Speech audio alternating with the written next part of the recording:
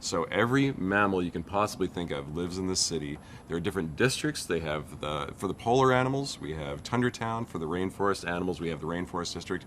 Sahara Square, if you're a camel, why not live in Sahara Square? It's got something for everybody. Well, Judy Hopps is our main character, who's voiced by Jennifer Goodwin, and Judy is a rabbit that comes from the kind of the countryside, the outskirts of Zootopia. And Judy believes in the mantra that in Zootopia anyone can be anything. You know, this is her credo, and she goes to Zootopia to become a police officer because she has this very kind of strong sense of justice. She doesn't she likes to stand up for the little guy. You know, she's an underdog that likes to stand up for the little guy. And so she goes to Zootopia to fulfill this dream of being the first rabbit cop in this big city. The voice of Judy Hopps is provided by the lovely and super intelligent, wonderful actress Jennifer Goodwin. You may know her from Once Upon a Time or Big Love. And what Ginny brings to the role is she has this great fire in her, and we needed someone to play this rabbit that could sound sweet and innocent, very, very smart, as a good foil for Nick Wilde, this cunning fox, but also have this great sort of drive to her. She's very determined. She's got a Frank Capra-esque character to her. She's a very pure character, and she's going to go out into the world. She really wants to make a difference. She believes that anyone can be anything. But we needed someone who could go out and figure out that the world is more complicated than she first thought, and grow. And she's a flawed character, but that's what makes her wonderful. She's just like us. Well, Chief Bogo is Judy's boss. He's the chief of police at the Zootopia Police Department at City Center, and he's voiced by Idris Elba, and he does not believe that a rabbit will make a very good police officer because police officers in Zootopia are big animals, like rhinos and elephants and so on.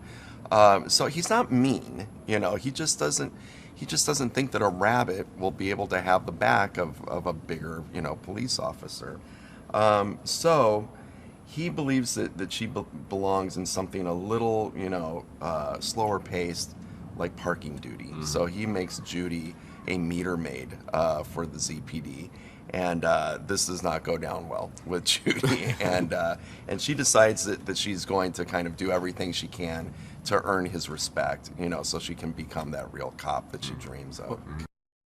Well, so there's this mystery in Zootopia that Judy becomes aware of, where mammals around the city, everything from a huge polar bear down to a teeny little otter, have started to vanish without a trace. And Judy has a very big heart, and she becomes aware of this lovely young otter, Mrs. Otterton, who has been missing her husband. She's got 2 kids.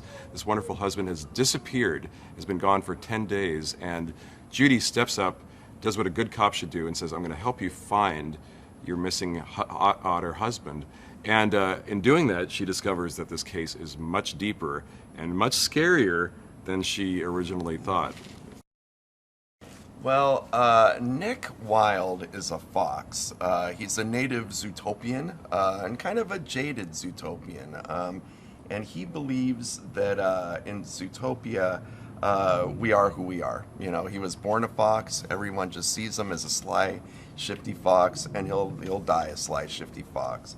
And he's kind of the perfect foil to Judy's to Judy's kind of Eagle Scout mentality, because she believes, well, I could be anything I want. And, Nick believes, well, you're just a dumb, naive bunny.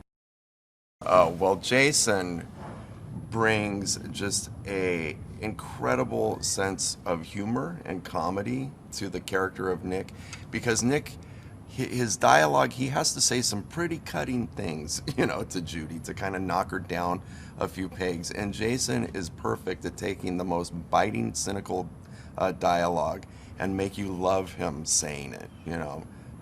And he can help Judy because he, like we said, he's a con man. You know, he kind of knows the seedy underbelly of Zootopia, and Judy needs his help in finding this lost otter.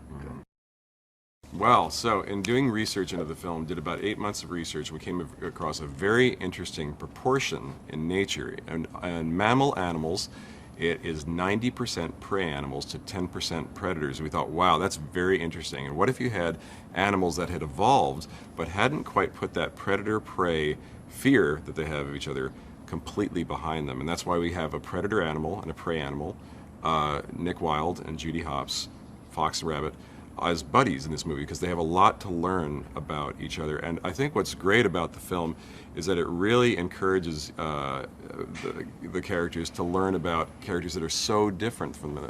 Embracing our differences is what makes us stronger.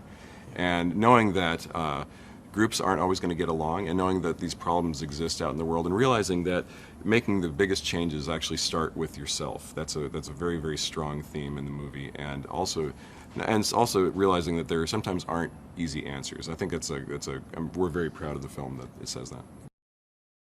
What this movie does that you couldn't do at any other studio right now is it really kind of mines the legacy, of the classic Disney films, the talking animal films, in just its design, in its look, in that kind of sense of humor. Yet it's done in a very 21st century way. It's done with computer animation. We researched how animals look in the wild, so we gave our characters like very realistic grooms, but still with that really appealing Disney design. And the story is very contemporary. So it has a sense of feeling timeless, like all the great Disney films, but it's timely also, that it feels very contemporary in its story. Die Hard originated from the failed script of Commando 2. For this and more movie facts, click on more videos. But if you want something else, click on the playlist.